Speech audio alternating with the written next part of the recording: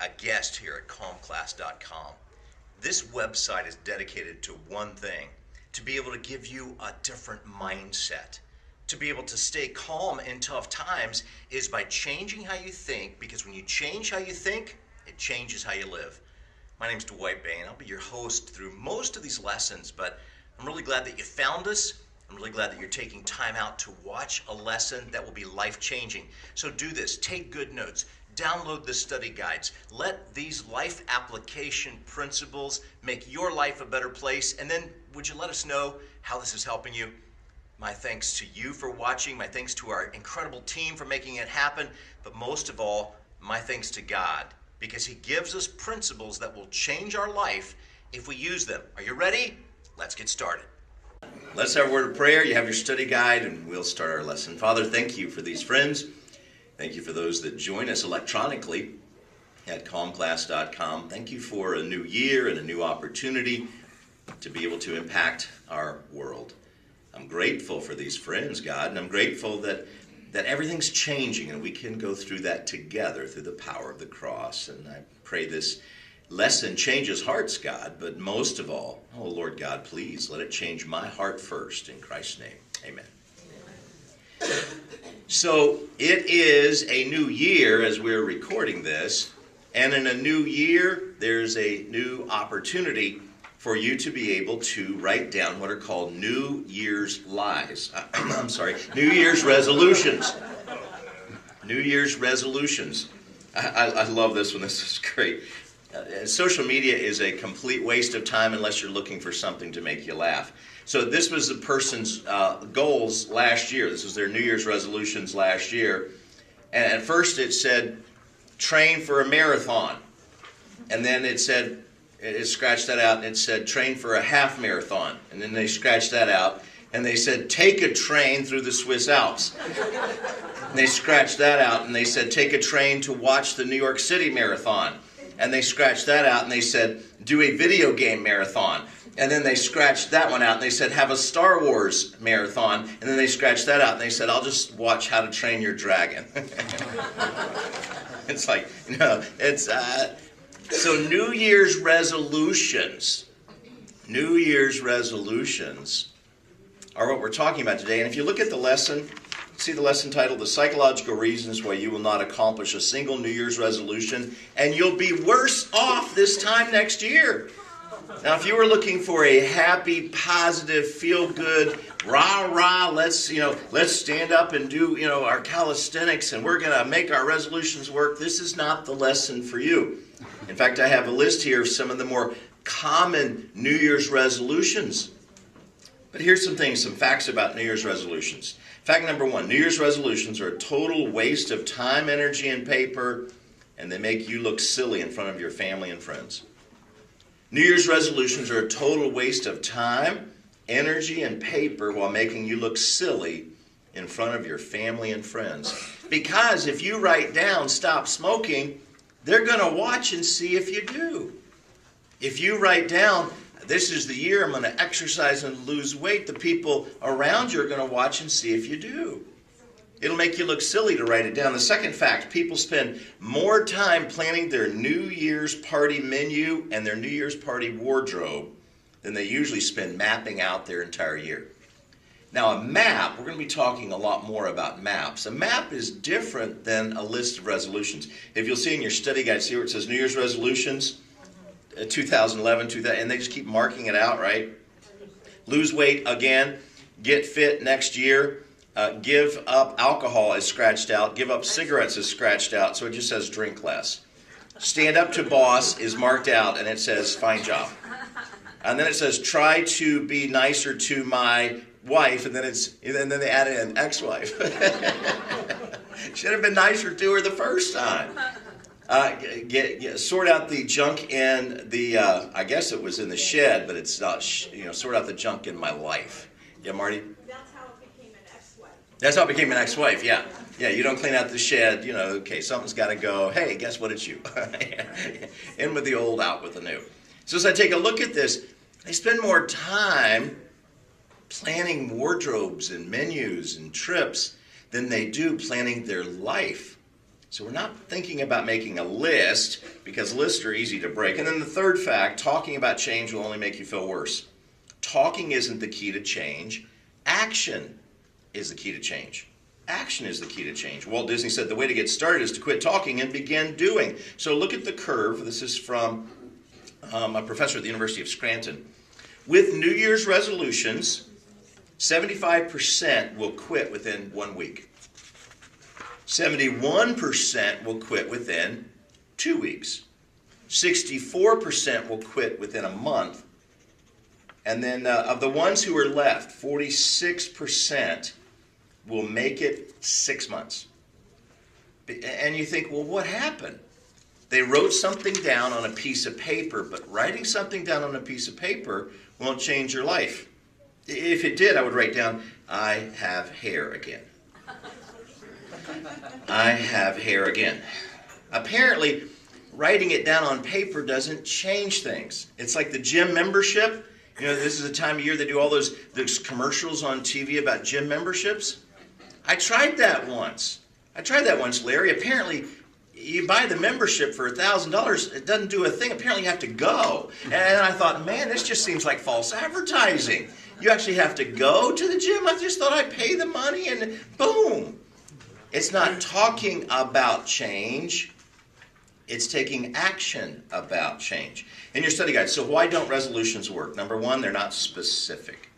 They're not specific. B.J. Fogg is a researcher at Stanford University. He said, what a mistake, the whole idea around New Year's resolutions. People aren't picking specific behaviors, they're picking abstractions. Now, this is what he teaches at Stanford, and you'll see the formula. If you want high motivation and you want something that's easy to do, you pay attention to the trigger. If you want low motivation, then you pick something hard to do. To run a marathon is hard to do. It takes a lot of motivation. And what Dr. Fogg says is that the key to this process is the trigger. And there's a lot of research about that. If you say to someone, you need to change this behavior, they're not motivated to do that. You know, pick a behavior. The single greatest behavior that will improve your career is to gain technical skills, to gain computer skills. Which, by the way, if you live in Orange County, where I live, is free. If you have a library card, you can go to the Orange County Library System, which I just absolutely love, been a fan of since my mom started taking me to the library as a little kid.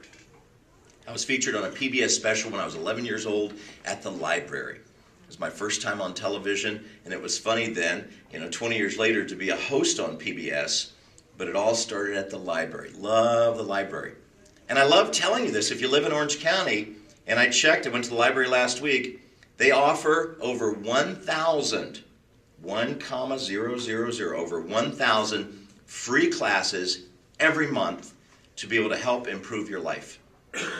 At their 19 locations, these classes are offered, and most of the classes are about gaining technical skills. If you don't know how to do an Excel spreadsheet, there are professors who teach at Rollins who are paid by the library to come teach you. The average class size is 3 people. Wow. And the classes are free. Hablar español es muy importante. La Florida y los Estados Unidos para hoy, para todo el tiempo. Es verdad. If you want to learn some basic things about Spanish, that, by the way, would be the second most important thing to help your career. Number one is the communication skill with technology, which you can learn for free at the library. Number two is to be able to learn a second language. And in Florida, where I live, where we're recording this, Spanish is the 1/3 of the people in Central Florida speak Spanish. So if you want to improve your career options, learn a second language. Now, if you already are bilingual, trilingual. See, when we look at, but man, it's hard to learn all these things about the computer. My wife got me a new phone, actually this phone, as a Christmas present. And you can look at me, I know you can look at me and tell this man is a computer genius. I know you could just, it probably just like there's a glow.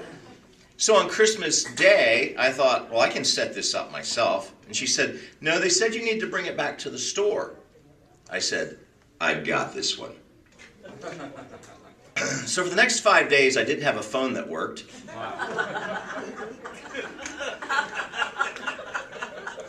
And it was glorious. Because I realized the reason that all the people in my life wanted me to have this thing work and not be a paperweight that would tell me the time would work, which was helpful. But it wouldn't work for a phone, it wouldn't work for texts. They want to keep in touch with me, so it's like I went off the grid for 5 days. And it was like, well, how come you didn't? It doesn't work. And finally it was like, you did this on purpose, just to escape all the text messages of the things you need to bring home. I tried to do it myself, and you know what? I didn't have the technical skills. But it was interesting, people that were very younger than my kids were able to say, oh, you should have done this button, this button, this button. And in about 1 minute, it got fixed when I finally got to the right person at the Genius Bar, which is with Apple devices. You go to the store, and then literally, boom, boom, boom, done. It took longer to wait in line than it did for the person to fix it because they had a technical skill. Now, that's the most important thing you need for your job to be able to move forward, because life will not get less complex with technology. And if you know how to hook up your own TV, you can save $75 by just knowing which plug to plug it in. It's not hard. Somebody will teach you. Usually they'll teach you for free. When I look at this idea, Dr. Fogg says you need something that's very, very specific, and then you need to know what the trigger is. Now you say, well, why is it, that's not important to me to learn how to, do Spanish because I'm not going to be. But what if you wanted to work with foster kids? And what if there was a particular family that moved in 2 doors down, and they were only Spanish speaking, and you wanted to minister to them, you wanted to help them, you wanted to help them with their kids? Then you need to learn how to speak the language. If you can change the trigger, and this, by the way, is one of the most important points of this lesson. If I can convince you to change the trigger, if somehow I could get you to see that a list of things, that's worthless. That's worthless. If I could get you to give up New Year's resolutions, and I could convince you that God wants something bigger for you, God has more in store for you, and He's not as worried about some of the things on your list as He is you finding the things on His list, it would change your life. Saul of Tarsus, who we know as the Apostle Paul, had a life transformation because he saw Christ. Remember the road to Damascus? He was blind for 3 days because of it, because Jesus shines in His glory. And Saul of Tarsus saw Christ and changed everything. He had a new trigger. Because then all the things in his life that were important, his list he threw away because he said there's only one list, and it's serving the Master. You have to be specific. The second thing is resolutions fail because they're not smart. This is a time management principle, and it's a very powerful one. A SMART goal is one that is specific, measurable, obtainable, realistic, and time-bound. It is specific, measurable, obtainable, and realistic, and time-bound, or simply spells out the word SMART. As I take a look at that, a SMART resolution is something that's at least more measurable. It's not just things that are written on a list, but look at the third one. Resolutions seem like a lie. Resolutions seem like a lie. To be able to say, I'm going to have my best life this year, the new year. Here's the calendar. Here's the new calendar. Thank you, Marty, for a new calendar. Here's the calendar for the new year, and every day is going to be filled with great joy. It's like, well, you really believe that? Because if you really believe that, you'll change things. If it just sounds good, you won't. I love Calvin and Hobbes. This is a Calvin and Hobbes cartoon panel about New Year's resolutions. And Calvin is yelling to his tiger Hobbes. He's a 5-year-old. Resolutions, me, he says, what are you implying? That I need to change? Well, buddy, as far as I'm concerned, I'm perfect the way I am. And some people don't set up a New Year's resolution. They don't think about making any change at all because they think they're perfect. Turn to somebody next to you and say, you're not perfect. You're not perfect. Just try it. Because some of you know you needed to say that.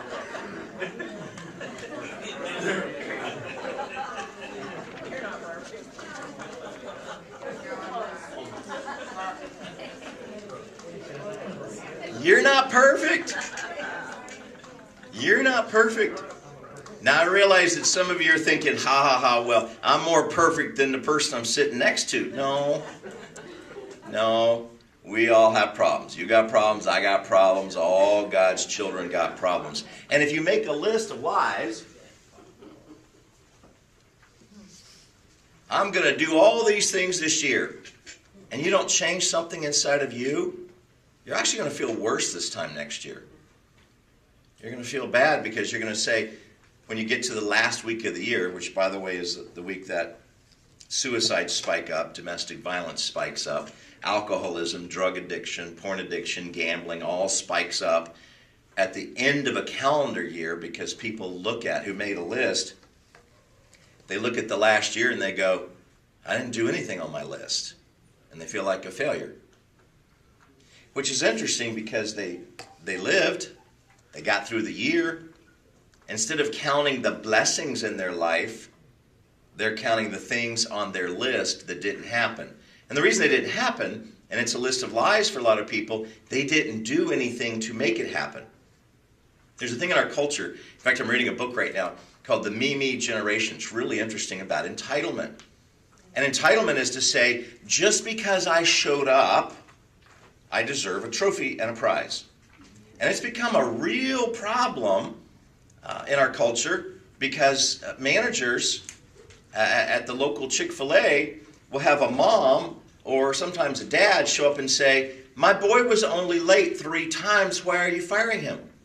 He needed his rest. Why do you even have to open the store at 6 o'clock in the morning? And why couldn't you find a schedule? I'm not making this up. This happens at Universal Studios, at Walt Disney World, it happens at SeaWorld, it happens just about everywhere because Johnny needs his rest and he was up all night playing video games anyway, and you're so unkind to have this whole idea that he should be at work on time. You see, entitled, just like it sounds, is I deserve. And the problem with entitled is that means that the center of the world is right here, your belly button. And you're not the center of the world. You're not. And I know that's going to hurt some people's feelings. Maybe you're watching this at CALMClass.com. You just clicked it off of your smart device because it's like, I am the center of the world. No, you're special just like everybody else. Jesus died for the whole world. Now, if you were the only one in the world, would he have died for you? Absolutely. But remember, there's 8 billion people in the world. And 40% of them live on less than $2.50 a day in terms of food, and their biggest struggle is actually clean water. So entitled is, I deserve more than the next guy. Entitled is, I want my marriage to be fantastic, but I'm not going to do anything on my end to make it fantastic. I just want to marry somebody who will do all that work for me. That's entitled. And entitled doesn't work. So when I take a look at this, it's a list of lies. I deserve a better year. Why? If you want a better year, hey, it's a free country. I'm going to show you a plan to be able to do that. I think it'll be transformational. But if you think you deserve something better and you don't have a plan, you're just going to be unhappy. You're going to be unhappy because change is hard. The next principle, they don't follow any sort of a master plan to monitor progress, which means that they're all over the place with no sense of priority. They don't have a master plan, because if you have a master plan, you can monitor your progress. It's called project management. And they're all over the place because they have no sense of priority. And priorities are, and by the way, if you make a list of all the big things you want to change, priorities would be that you need to number them. Because if you try to change everything, that's one of the problems with resolutions. Because people try to change everything all at one time, and they don't change the one thing that changes everything. And that's their mindset. And I'll tell you a little bit more about that in a minute. But I want you to understand priorities are just saying, what's the most important?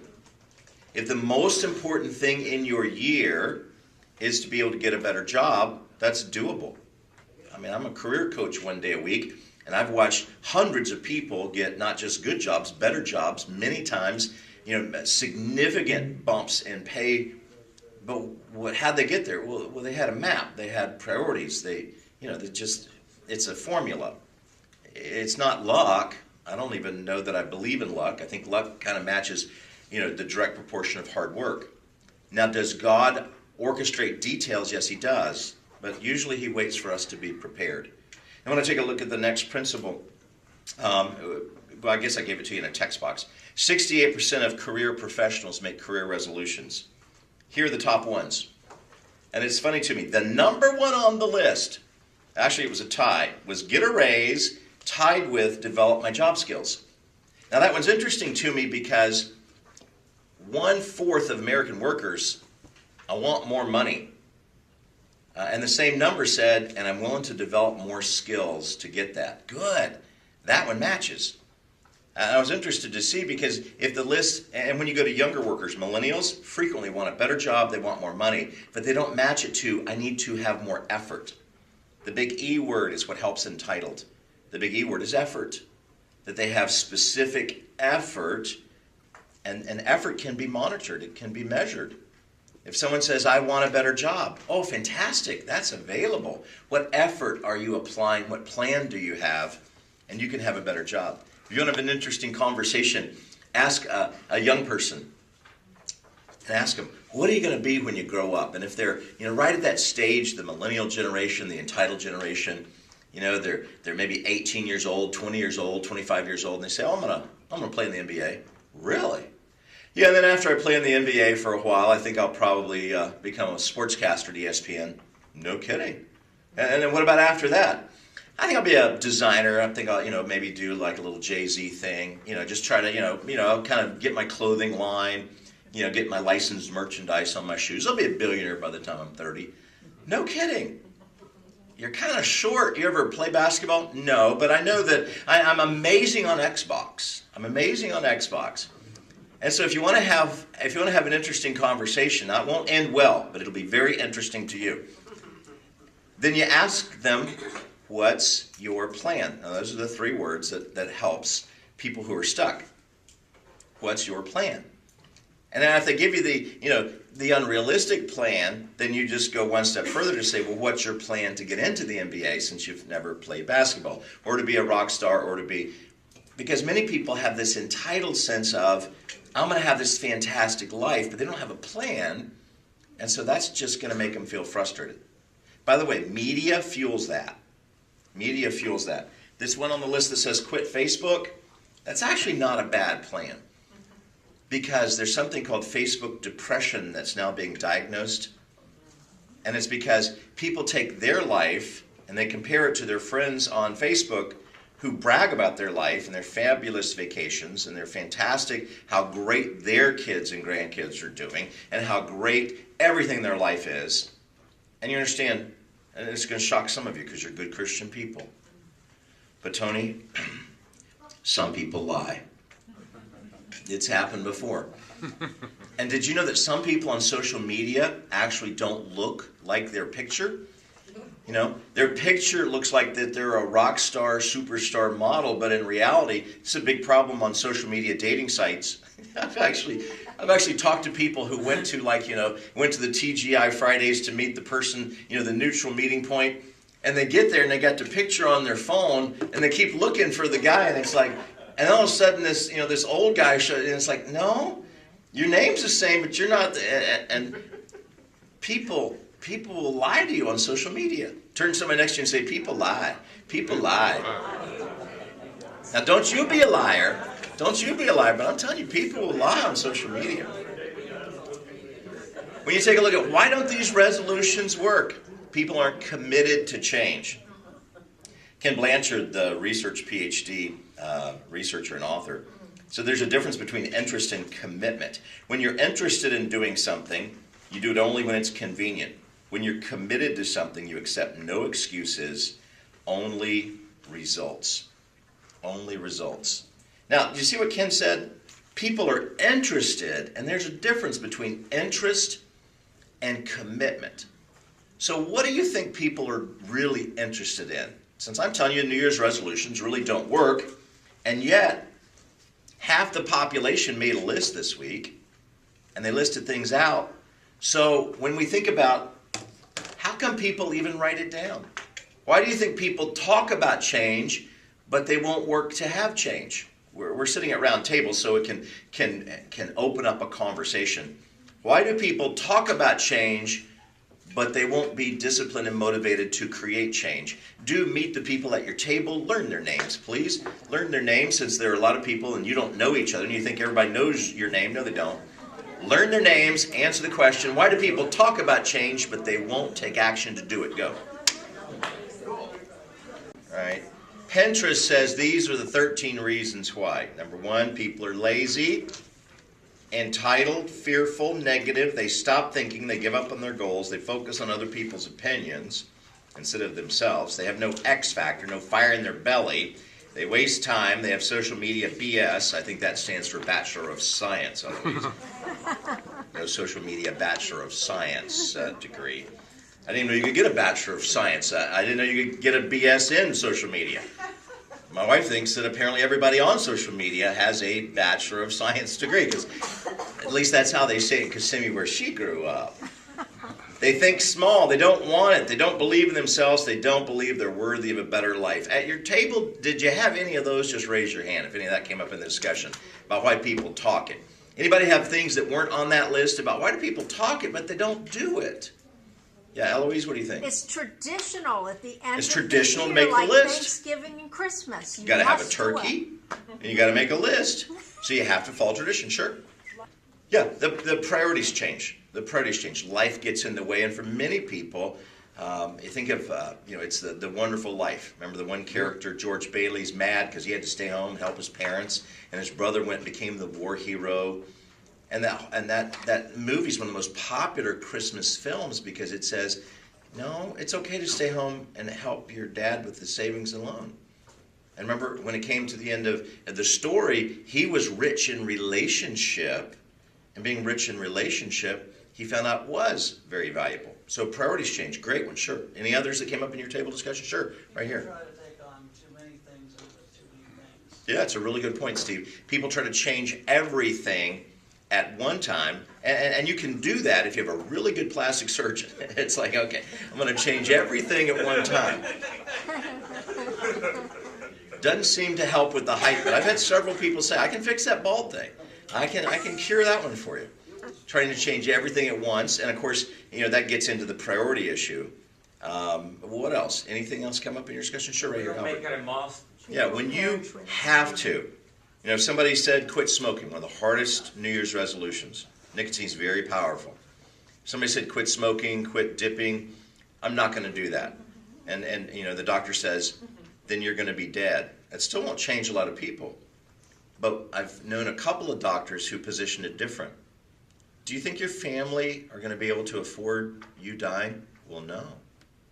Do you think your family will be able to even pay for the funeral and be able to meet the obligations, put the kids through college? No.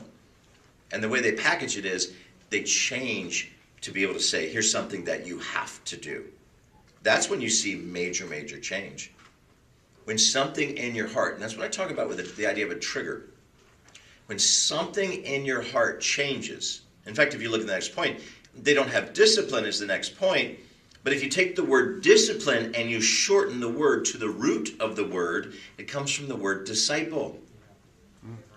Why do I get up in the morning and spend time with God and His Word? Why do I spend time in prayer? Well, that's what a disciple does.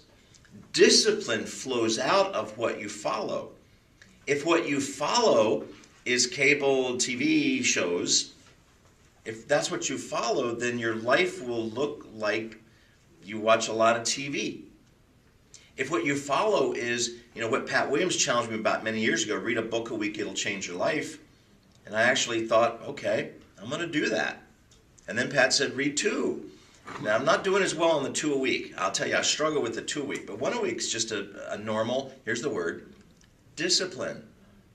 When you make it your discipline because you're following something, and the cardiologist said, if you don't change cholesterol, you're not going to live to see kids graduate from, high school and college and weddings. And so I will say this, and it's going to offend some of you. It's going to offend some watching at CALMClass.com, but I have to say it.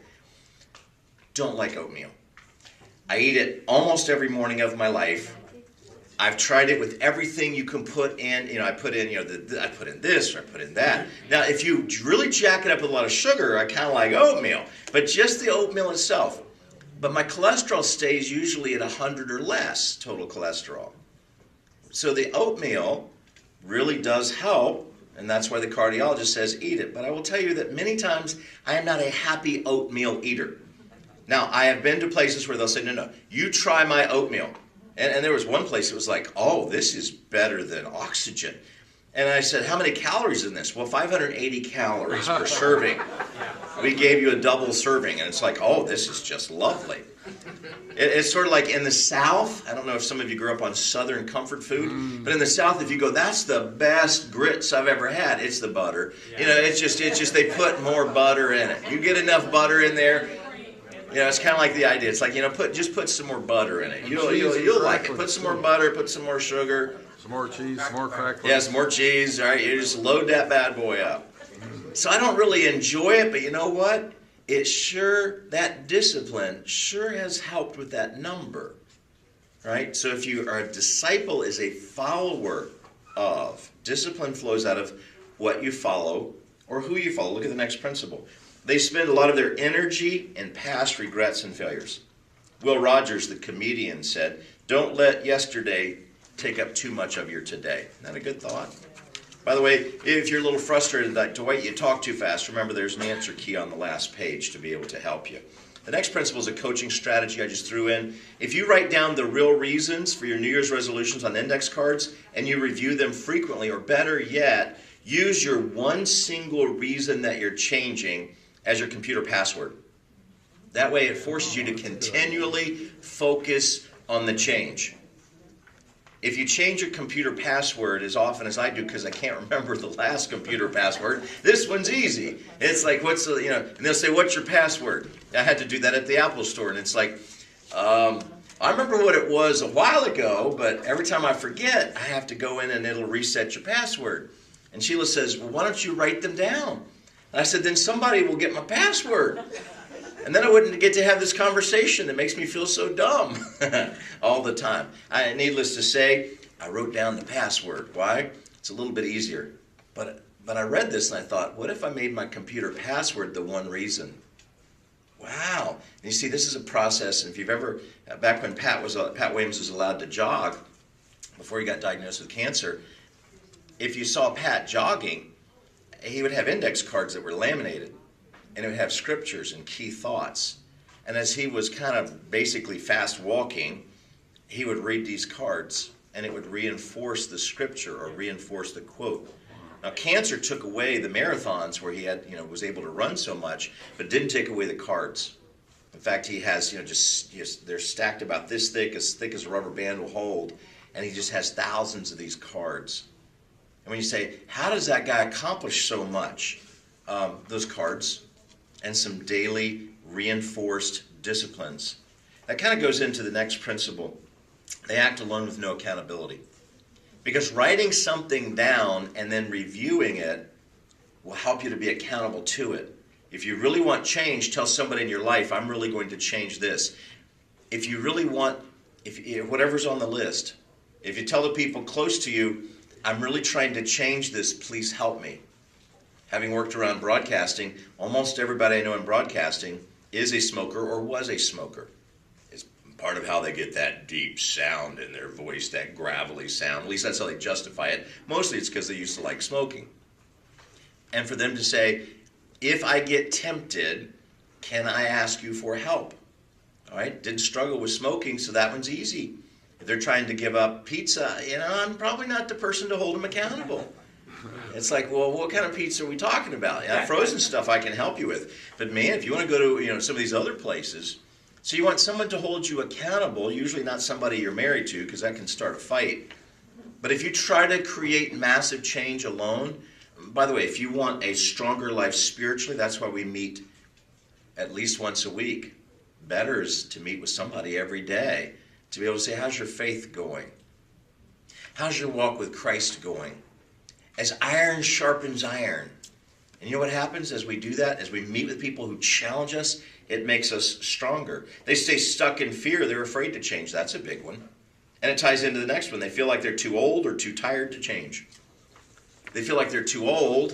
I'm too old to change. Can't teach an old dog new tricks. Or they're too tired. I'm just too tired to change. And we're going to look at a guy in scriptures in a minute who violates all of these principles.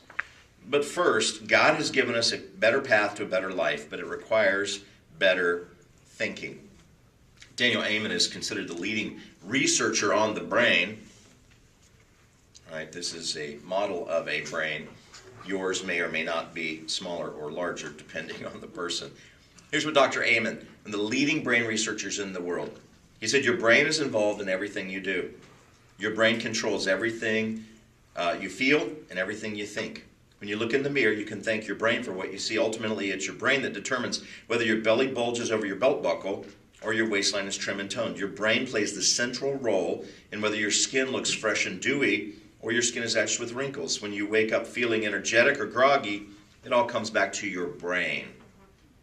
Your brain plays the central role when you head to the kitchen to make breakfast. It's your brain that determines if you go for the leftover pizza or the low-fat yogurt and fruit. Your brain controls whether you hit the gym or you sit at your computer to check your Facebook status. If you feel the need to light up a cigarette or drink a couple of cups of coffee, that's also because of your brain. Remember, your brain is involved in everything you do, every decision you make, every bite of food you take, every cigarette you smoke, every worrisome thought you have, every workout you skip, every alcoholic beverage you drink, and everything you watch on TV or on a computer. It is your brain that determines if you're going to have a stronger, leaner body, or you're going to hit the snooze button and say, I'll try it again tomorrow. Everything you do comes back to your brain. And God gives us the capacity to change our thinking. Now, if you take a look in your study guide, there's something I call a faith mindset. A faith mindset is that you start to think that I can learn new things. I can push on. I want to reach my God-given potential. I will praise others for their success. I can control my attitude as I face the circumstance God has given me to manage. But look at a failure mindset. A failure mindset is, I'm not good at things. That should be an app, by the way. I give up easily. I don't like people to tell me what to do. I don't praise others because I secretly resent their success. The world is out to get me. Now, that's a failure mindset. You change your thinking, you change your life. Write that down somewhere. You change your thinking, you change your life. Change your thinking, change your life. Change your thinking, change your life. So if I change my thinking about smoking, that's going to help because now my brain is like, If I change my thinking about diet or exercise, if I change my thinking about spiritual disciplines, like personal devotions, a prayer list. You know, the war room idea has been very popular because it's the idea of saying, instead of complaining about it, you make a list and every day you go to one place. And every day you pray. That's how you change a country. It's not better politicians. I don't even think that's a fair statement. Is that an oxymoron? Better politicians? Yeah. That's like saying jumbo shrimp. I'm not sure that that really exists. Government intelligence. I'm just not sure about that one. You know, a lot of the things that say, you know, free coupon, it's like, yeah, I've been burned on that one a time or two. Change your thinking, you'll change your life. And here's the biggest principle I want you to walk away with. This is called a new life resolution. It's not a New Year's resolution. It's a new life resolution. And a new life resolution only comes through a personal relationship with God through His Son, Jesus Christ. A new life resolution means that your life starts to look and smell and sound like Jesus. You know, I'm working on a lesson. Not sure when I'll teach it, but it's about why you should give up on being a Baptist and be a Buddhist. Yeah. Wow.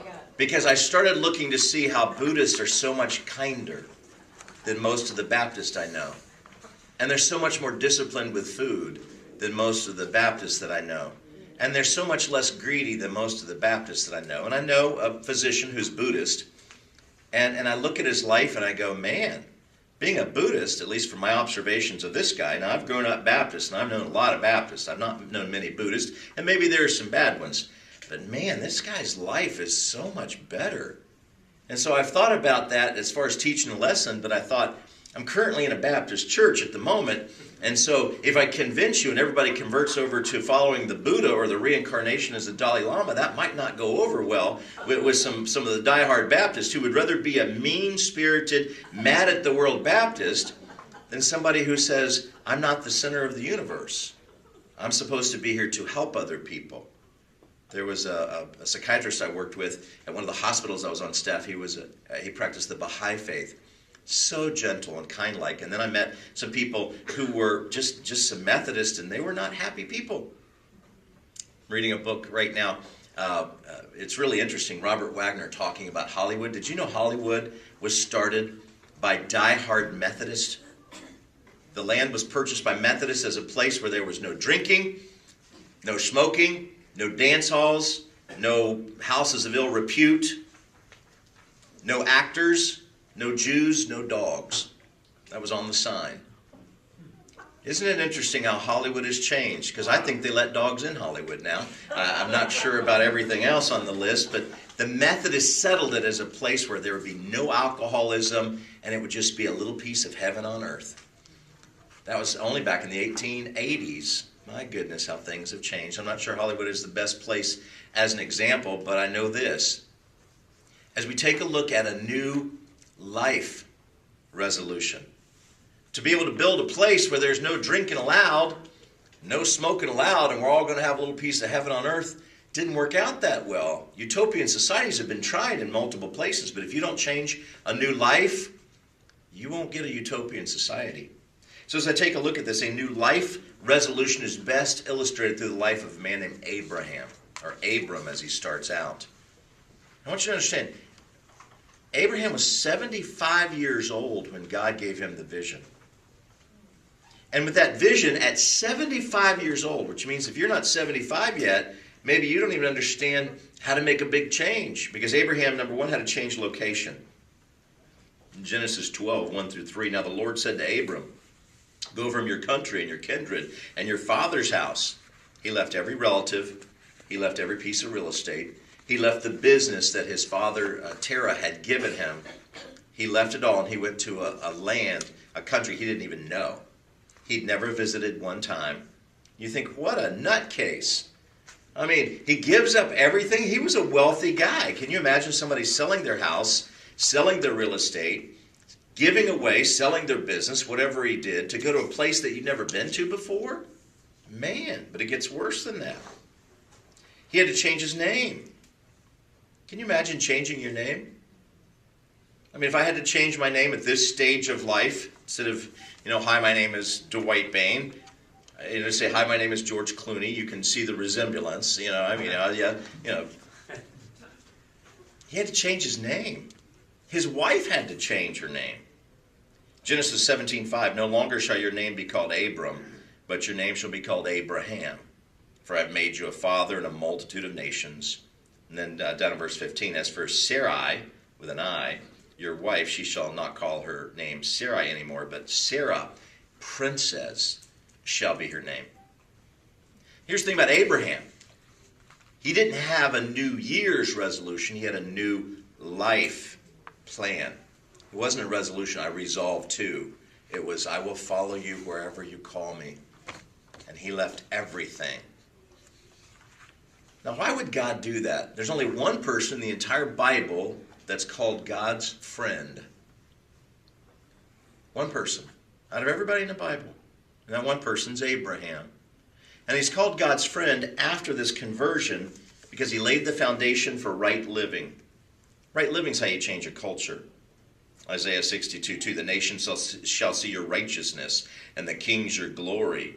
And you'll be called by a new name that the mouth of the Lord will give you. 2 Chronicles 6:38, if they repent with all of their mind and with all of their heart in the land of their captivity in which they were carried captive, and they pray toward their land which you gave their fathers, the city that you have chosen, the house that I've built for your name, then hear from heaven, your dwelling place. Hear their prayer, hear their pleas, maintain their cause, and forgive your people who have sinned against you. As you go on, you take a look at this.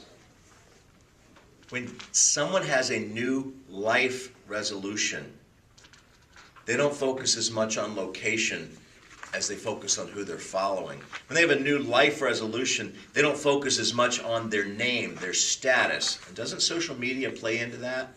How important they are. They focus on, I'm just God's son. I'm God's daughter. Lord God, you can call me anything you wish. And the Bible tells us in the book of Revelation that when we get to heaven, that God has a name. It's our pet name, his pet name that he has for us. No one else has it. Just like a fingerprint or a retina scan, you're so unique in your DNA. God has a unique name just for you. Like a daddy with a child. Hi, Dwight Bain here, and I want to tell you about CALMClass.com. The website that you came to is actually a teaching lesson that we record in Orlando, Florida, every single week. You can actually come be part of the live audience. If you're in Florida, maybe you're visiting the Orlando area, come check us out.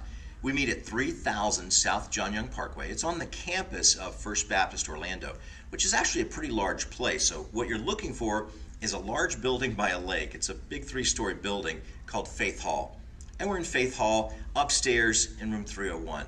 But if you don't get a chance to come live to the presentation in Orlando, then if these lessons about making your life work better, to get past frustration in relationships, maybe frustrations on the job, maybe you're just kind of feeling beat up about what you believe. If you enjoy these lessons, would you do me a favor? Would you tell a friend?